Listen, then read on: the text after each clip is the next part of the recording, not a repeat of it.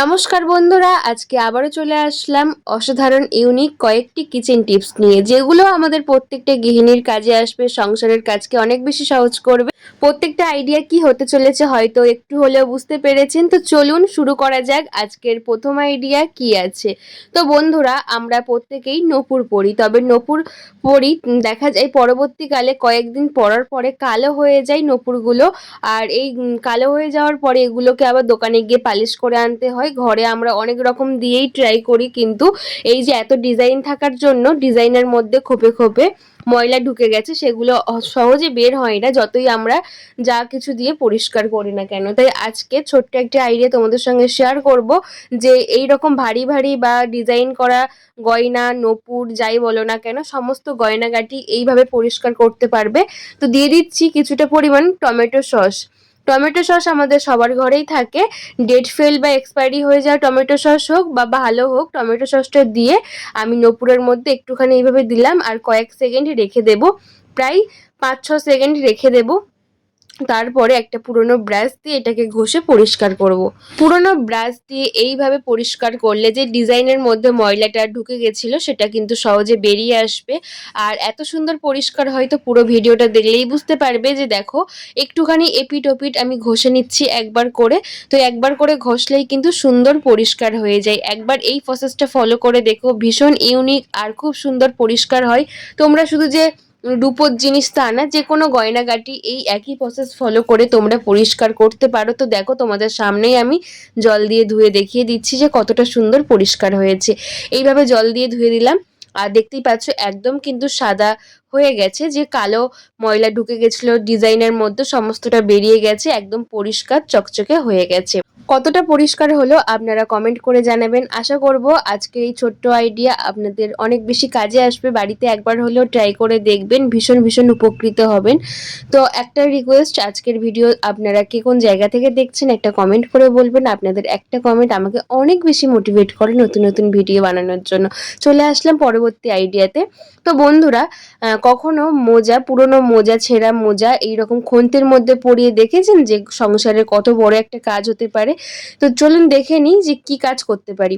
আমাদের অনেক সময় বাচ্চাদের মোজা বা এইরকম মোজাগুলো নষ্ট হয়ে যায়, সেই মোজা আমরা ফেলে দিই। সুন্দর করে কেচে রাখলে কিন্তু অনেক কাজেই ব্যবহার করা যায়। প্রথমে খন্তির মধ্যে মোজাটাকে পরিয়ে নিলাম, তারপরে গার্ডার দিয়ে আমি আটকে নিচ্ছি। নিয়ে চলুন দেখে নিই এটা আমরা কি কাজে ব্যবহার করব। এটা সুন্দর একটা তৈরি হয়ে গেল। আমাদের প্রত্যেকের বাড়িতে দেখা যায় আনাচে কানাচে এত খুঁটিনাটি নোংরা থাকে, যেগুলো প্রতিদিন আমরা ঝাড় দিই বা প্রতিদিন আমরা ঘর মুছলেও কিন্তু সেটা পরিষ্কার হয় না। একটুখানি জলের ছিটা দিয়ে নিলাম। বিশেষ করে কোন কোন জায়গায় আমি বলে দিচ্ছি, বক্স খাট থাকলে বক্স খাটের নিচ, বা আমাদের ওয়াশিং মেশিনের নিচ, ফ্রিজের নিচ, তো এই সমস্ত জায়গায় এত পরিমাণে ময়লা থাকে, যেগুলো ঝাড়ু তো পৌঁছায় না আর মুছলেও কিন্তু পৌঁছায় না। সেটা প্রমাণ দেখিয়ে দিচ্ছি। দেখুন, এই যে সরু খন্তিটা আছে, এটার সাহায্যে কিন্তু আমি ময়লাটাকে বের করছি। এখন বর্ষাকাল, ঘরে আনাচে কোনাচে যেখানেই ময়লা থাকবে সেখানে পোকামাকড় বাসা বাঁধতে পারে, বিষাক্ত পোকামাকড় চলে আসতে পারে। তাই অবশ্যই প্রত্যেকটা আনাজ কানাজ সমস্ত কিছু পরিষ্কার পরিচ্ছন্ন রাখাটা খুব দরকার। প্রথমে ফ্রিজের নিচ থেকে কিছুটা ময়লা বের করলাম, তারপর ওয়াশিং মেশিনের নিচটা দেখাচ্ছি যে এখান থেকেও খুব বেশি বেরোয়নি, তবে ফ্রিজের নিচে প্রচুর ময়লা ছিল। যেহেতু যত ঘরের ময়লাটা ঝাড়ু দিয়ে এদিকেই আনা হয়, তাই ফ্রিজের নিচের মধ্যে এত পরিমাণে ময়লা।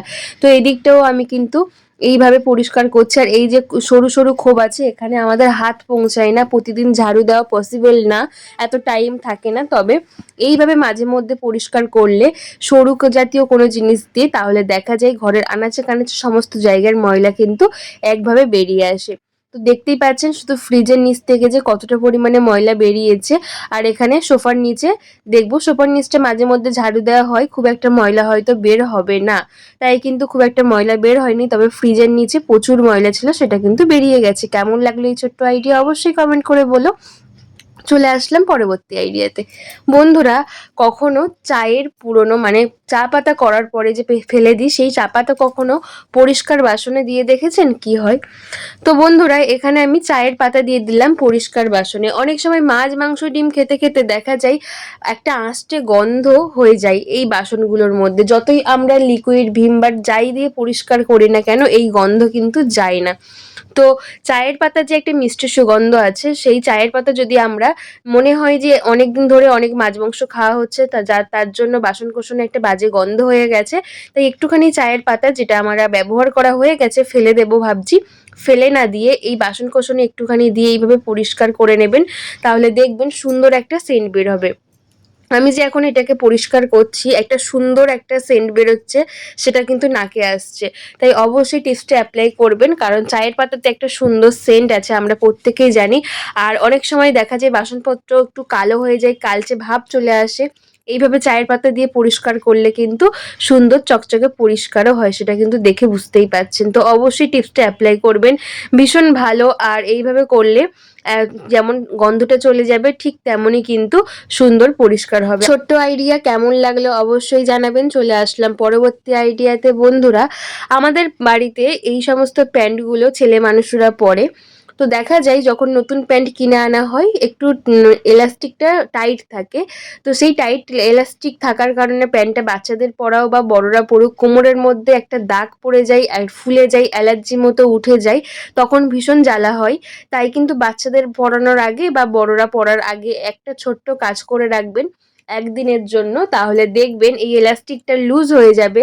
আর পরার পরে কিন্তু আর ফুলে যাবে না, অ্যালার্জি মতো বেরিয়ে যাবে না, জ্বালা করবে না। তো অবশ্যই টিপসটা অ্যাপ্লাই করবেন। আমাদের প্রত্যেকের বাড়িতে বড় বালতি থাকে, যদি বড় মানুষের প্যান্ট হয় তাহলে দেখবেন এইরকম বড় বালতিতে এইভাবে পরিয়ে দেবেন। আর দেখা যায় যদি ছোট মানুষের প্যান্ট হয় একটু ছোট বালতির মধ্যে এইভাবে পরিয়ে দেবেন, তাহলে দেখবেন যে এলাস্টিকটা লুজ হওয়ার কথা বা টাইট হয়ে গেছিলো, সেই টাইট এলাস্টিকটা কিন্তু সহজে লুজ হয়ে যাবে। এইভাবে পরিয়ে সারা রাত রেখে দিতে হবে। তারপরে দেখবেন যে এইভাবে রেখে দিলে, যতটা আমি উপরে তুললাম কারণ বালতির উপরের দিকটা একটু চওড়া হয়, আর এইভাবে কিন্তু পরিয়ে দিলে কিন্তু ইলাস্টিকটা খুব সহজে লুজ হয়ে যায়। তারপর পরলে কিন্তু একটুও ফুলে থাকবে না বা জ্বালা করবে না, লাল হয়ে যাবে না। একবার টিপসটা হলেও অ্যাপ্লাই করে দেখবেন, অনেক বেশি কাজে আসবে। চলে আসলাম পরবর্তী আইডিয়াতে। বন্ধুরা, আমাদের প্রত্যেকের বাড়িতে কুমড়ো বা কাঁচা লঙ্কা আসে, আর এই কাঁচা লঙ্কাগুলো কয়েকদিন একটু ঘেটুমির জন্য পড়েছিল ফ্রিজের মধ্যে, তাই শুকিয়ে পেকিয়ে গেছে। যখনই আমি কাঁচা লঙ্কা আসে এই টিপসটা অ্যাপ্লাই করি। অনেকবার তোমাদের সঙ্গে এই ভিডিও শেয়ার করেছি। আর কুমড়ো অনেক সময় বলে বর্ষাকালে কুমড়ো কিনলে পচে যায়, আর একটুও পচবে না। এই টিপসটা অবশ্যই অ্যাপ্লাই করে দেখবেন কুমড়ো কেন পচে। এই দুটো আইডিয়া কিন্তু ভীষণ ইউজফুল। কাঁচা লঙ্কা কিনে আনার পরে অবশ্যই বোটাটাকে ছাড়িয়ে রেখে দেবেন, তাহলে দেখবেন বোটা ছাড়িয়ে মুছে একটা কন্টেনারের মধ্যে টিস্যু বা পেপার দিয়ে রেখে দিলে কিন্তু কাঁচা লঙ্কা আর শুকনো হয়ে যায় না, পচেও যায় না। আর কাঁচা লঙ্কা কিন্তু বোটার জন্যই শুকিয়ে যায়, আর খুলে রাখলে পচে যায় জল পেয়ে পেয়ে। তাই জল যাতে না এর মধ্যে থাকে, তাই সেই ব্যবস্থা করতে হবে। আর কুমড়ো কেনার পরে অবশ্যই কুমড়োর পেটে যে ভুঁড়িটা আছে বা কুমড়োর দানা, এই নরম অংশটাকে কেটে বাদ দিয়ে রাখলে তাহলে দেখবেন একটুও কিন্তু কুমড়ো পচবে না। বাদ দিয়ে একটা নিউজ পেপার ভালো করে মুড়ে রাখলে এই কুমড়োটা আর পচবে না। আশা করবো আজকের প্রত্যেকটা আইডিয়া অনেক বেশি কাজে আসবে। কোন আইডিয়া সবচেয়ে বেশি ভালো লাগলো অবশ্যই কমেন্ট করে বলবেন। কেমন লাগলো ভিডিও একটা কমেন্ট করে জানাবেন, আর বাড়িতে ট্রাই করে দেখবেন কেমন ফলাফল পাবে সেটাও কমেন্ট করে জানাবেন। আজকের চ্যানেলে নতুন বন্ধু হয়ে থাকলে আজকের ভিডিওতে অবশ্যই একটা সাবস্ক্রাইব করে পাশে থাকা বেল আইকনটা প্রেস করে দেবেন, যাতে নতুন নতুন ভিডিও আসলে সবার আগে আপনাদের কাছে পৌঁছয়। আর ফেসবুক পেজ থেকে দেখলে অবশ্যই পেজটা ফলো করে আমার পাশে থাকবেন, আমাকে সাপোর্ট করবেন। প্রতিবারের মতো লাইক কমেন্ট শেয়ার করতে ভুলবেন না, আর বন্ধুদের কাছে প্রচুর পরিমাণে শেয়ার করবেন, যাতে প্রত্যেকটা বন্ধুর আজকের প্রত্যেকটা আইডিয়া একটু হলেও কাজে আসে। তো এখানে আমি কুমড়োটাকে নিউজ পেপার দিয়ে পেঁচিয়ে রাখলাম, আর লঙ্কাটাকে আমি একটা কন্টেনারের মধ্যে একটা নিউজ পেপার দিয়ে তার মধ্যে রেখে এইভাবে চাপা দিয়ে রাখলাম, যাতে এর মধ্যে জল বাষ্প হলেও এই পেপার কিন্তু অ্যাবজর্ব করবে, তার কারণে কিন্তু লঙ্কাটা শুকনো হবে না, পচবেও না। অবশ্যই সবাই ভালো থাকবেন, দেখা হবে নতুন ভিডিওতে। টাটা।